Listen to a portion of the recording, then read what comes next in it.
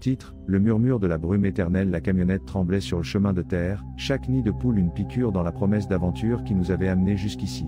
Nous étions 4, jeunes, avides d'histoires à raconter. Marco, le chef autoproclamé, avec son appareil photo accroché au cou. Sophia, la sceptique, toujours prête à discréditer n'importe quelle légende urbaine. Daniel, le nerveux, qui sursautait à chaque ombre. Et moi, Elena, la narratrice, cherchant l'inspiration dans les coins oubliés du monde. Nous cherchions Cascada Negra, un village fantôme perdu dans les montagnes, dont il ne restait que des murmures dans de vieux forums internet. Un lieu, disait-on, marqué par une malédiction ancestrale, habité par des spectres piégés dans une boucle éternelle de désespoir. Le GPS a rendu l'âme des kilomètres en arrière, et le signal du téléphone avait disparu depuis des heures. Seule nous guidait une carte décolorée imprimée d'une page web oubliée.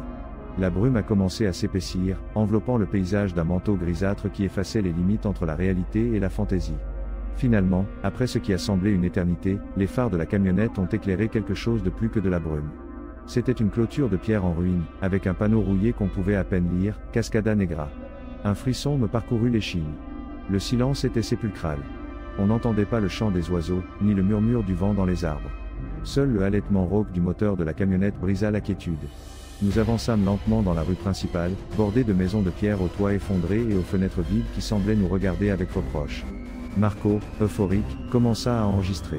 Sophia, essayant de maintenir sa façade d'incrédulité, prenait des photos avec son appareil. Daniel, pâle comme un fantôme, s'accrochait au siège. Moi, essayant d'absorber l'atmosphère oppressive, notais mes impressions dans un carnet. Le village était désert. Il n'y avait aucun signe de vie, seulement l'écho fantomatique de ce qu'il avait dû être. Nous entrâmes sur la place principale, où une fontaine de pierre, couverte de mousse et de lichen, se dressait comme un monument à la désolation.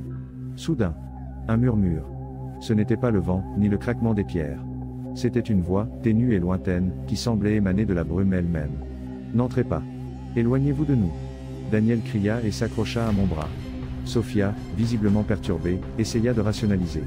Marco, enivré par l'émotion, courut vers la fontaine, enregistrant frénétiquement. « Quelqu'un est là. Sortez et montrez-vous. » Le silence retomba, plus lourd et oppressant qu'avant. Soudain, la brume s'agita autour de la fontaine, prenant forme. Des figures spectrales, translucides et dolentes, émergèrent de la brume. Leurs visages, émaciés et vides, reflétaient une souffrance ancestrale. Marco recula, l'appareil photo tombant au sol avec un bruit sourd. Sophia cria, perdant finalement sa contenance. Daniel s'évanouit, s'effondrant sur le pavé. Nous courûmes en arrière vers la camionnette, trébuchant et tombant dans notre désespoir de nous échapper.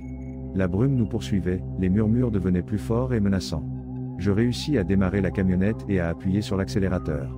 Nous laissâmes derrière nous Cascada Negra, mais la sensation que nous étions observés persistait.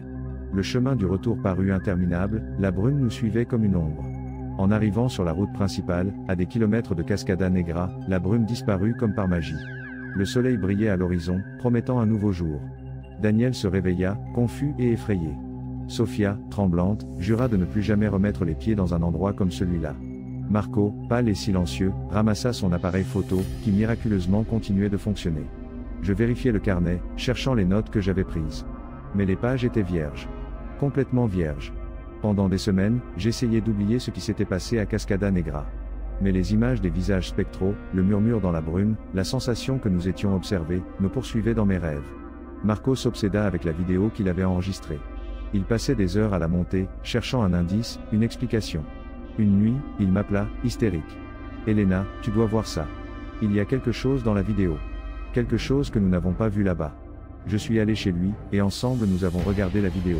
Au début, il ne semblait y avoir rien d'inhabituel. La place, la fontaine, la brume. Les figures spectrales. Mais alors, Marco pointa un détail.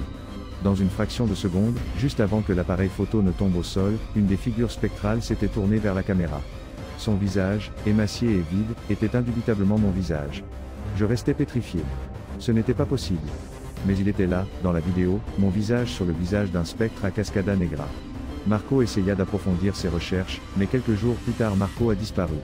Sa maison était vide et personne ne l'a revu. La police a classé l'affaire pensant qu'il s'était échappé, mais je sais que Cascada Negra l'a emmené. Maintenant, des mois plus tard, je ne comprends toujours pas ce qui s'est passé à Cascada Negra. Mais une chose est sûre, la malédiction du village ne se limite pas à ses habitants spectraux. Elle s'étend à ceux qui osent perturber son silence. J'ai essayé d'avertir les autres, de raconter mon histoire, mais personne ne me croit.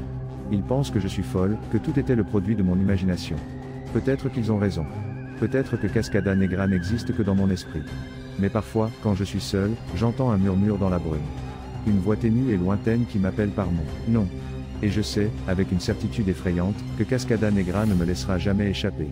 Et si jamais tu te trouves près d'un village perdu dans les montagnes, enveloppé dans une brume perpétuelle, écoute attentivement.